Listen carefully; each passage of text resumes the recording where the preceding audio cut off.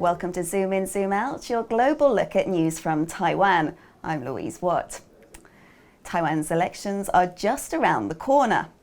And if Taiwan wants to keep its economy running strong, migrant issues is something their next leader must address.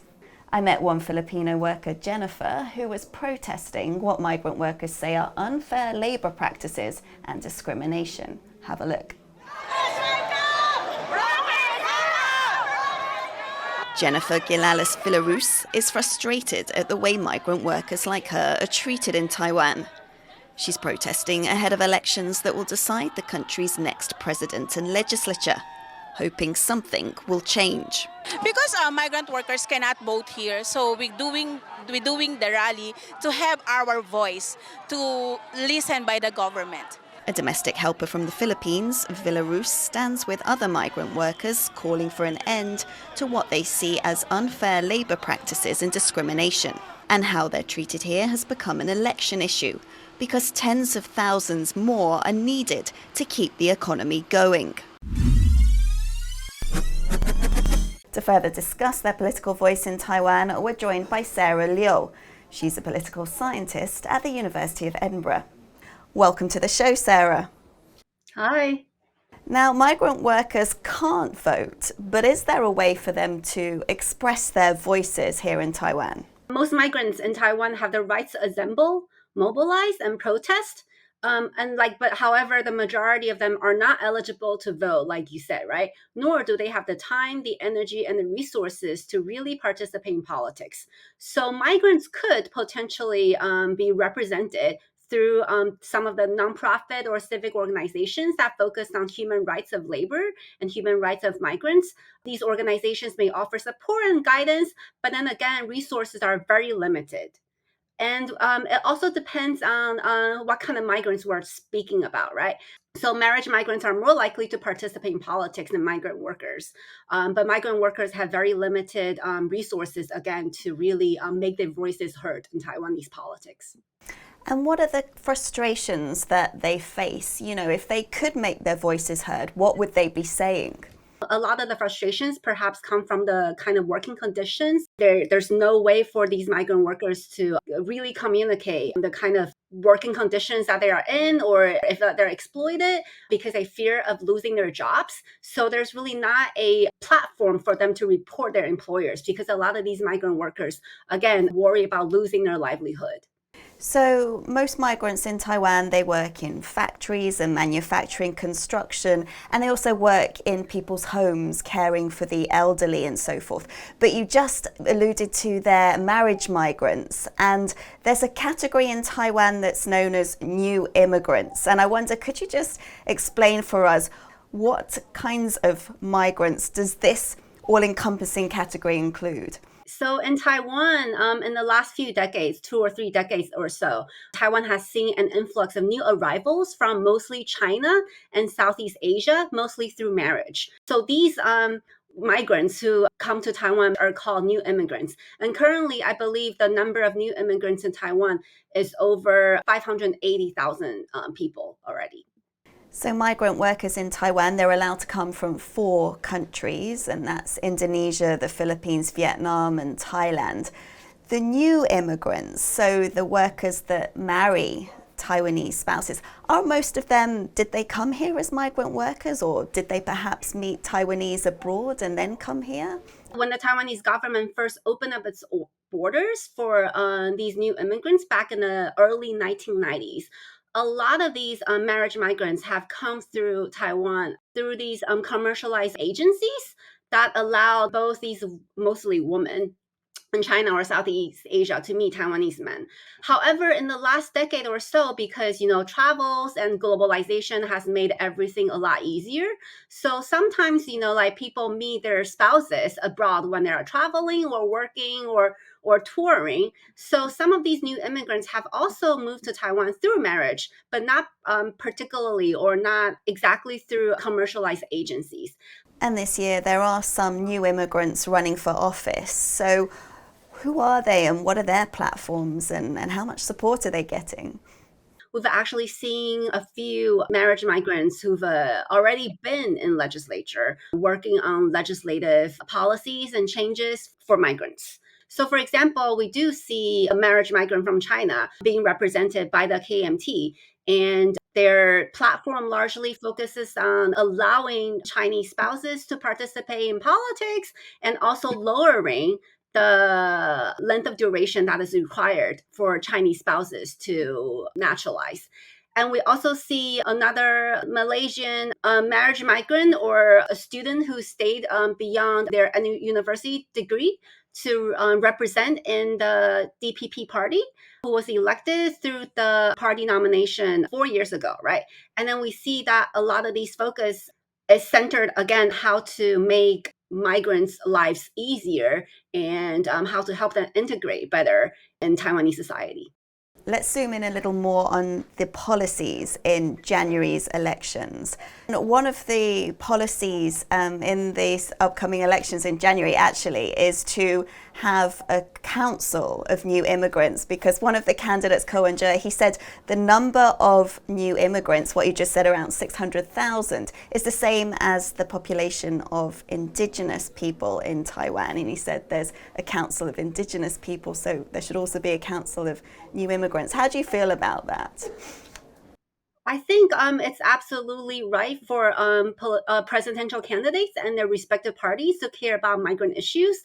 It's really great to see that, these candidates are thinking about the representation of these migrants, because without representation, migrants' interests cannot really be materialized, right? Their interests cannot really be represented or protected. However, we need to remember that even though all three, political parties who've nominated presidential candidates, even though they all have some sort of platform that focuses on migrants, but most of these are talking about marriage migrants rather than migrant workers. In fact, none of the presidential candidates and their respective parties have really done enough to address the concerns of migrant workers, such as their working conditions and labor rights issues, and possibly even domestic violence issues especially for these, for example, women care workers who work in the homes of their these Taiwanese employers. But if they had to prioritize migrant workers, what would you like to see them start off with?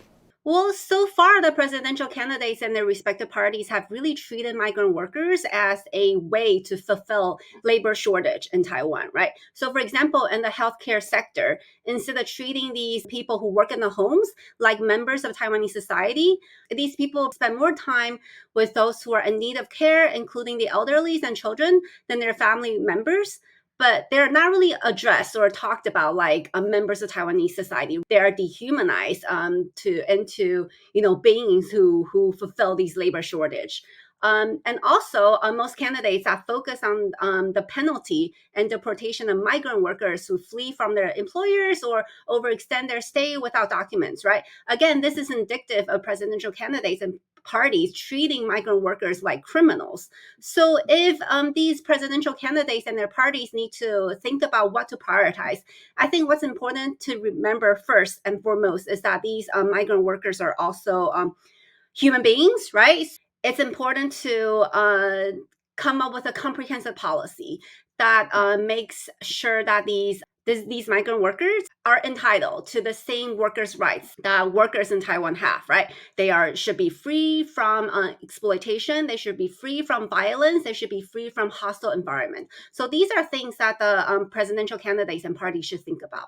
And you said there, Sarah, about the undocumented migrants, what's known as the unaccounted for migrants here in Taiwan. And there's more than 700,000 migrant workers in Taiwan, and around 85,000 of them are known as what's undocumented, which you're saying that of course the candidates are focusing on.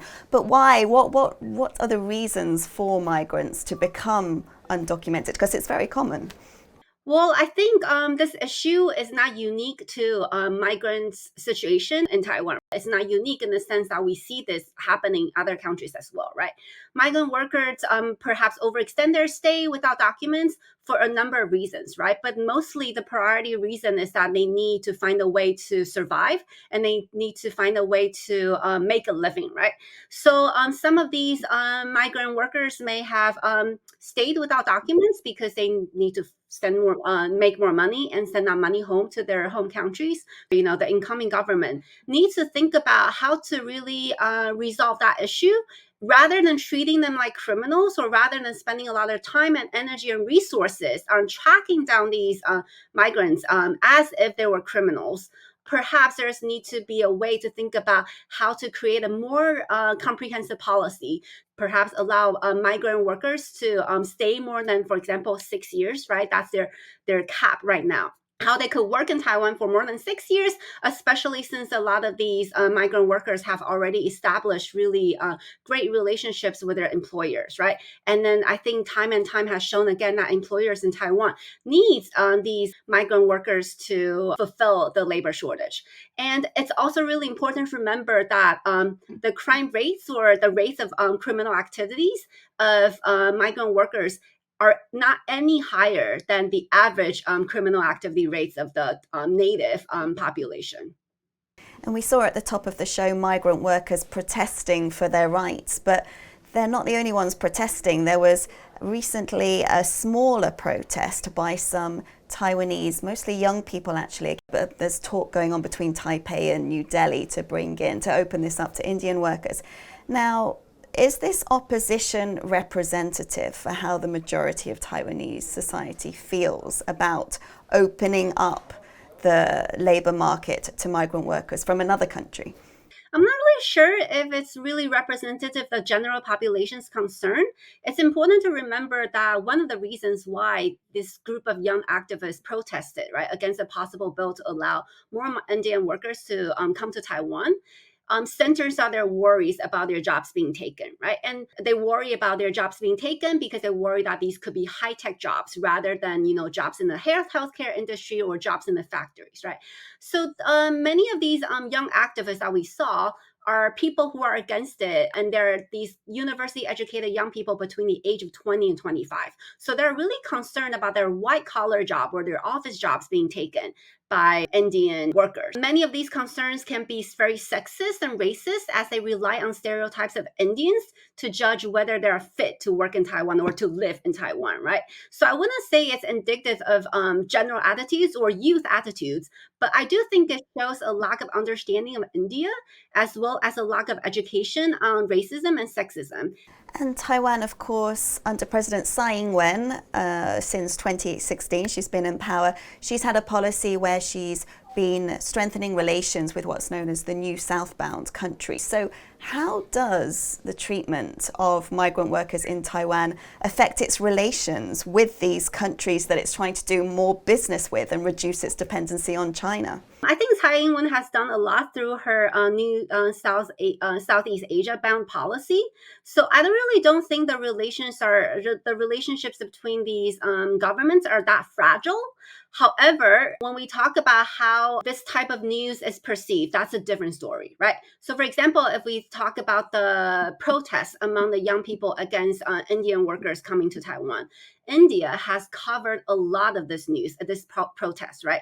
And it shows that Taiwanese people are being discriminatory against Indians. That's not a great look. Sarah, thank you very much for sharing your insights, your experience with us here today. It's been fascinating talking to you. Thank you. Thanks. It's great talking to you as well, Louise. And thank you for joining us on Zoom in, Zoom out. For more news and programs from TaiwanPlus, please follow us on YouTube. We hope to see you next time. Bye-bye.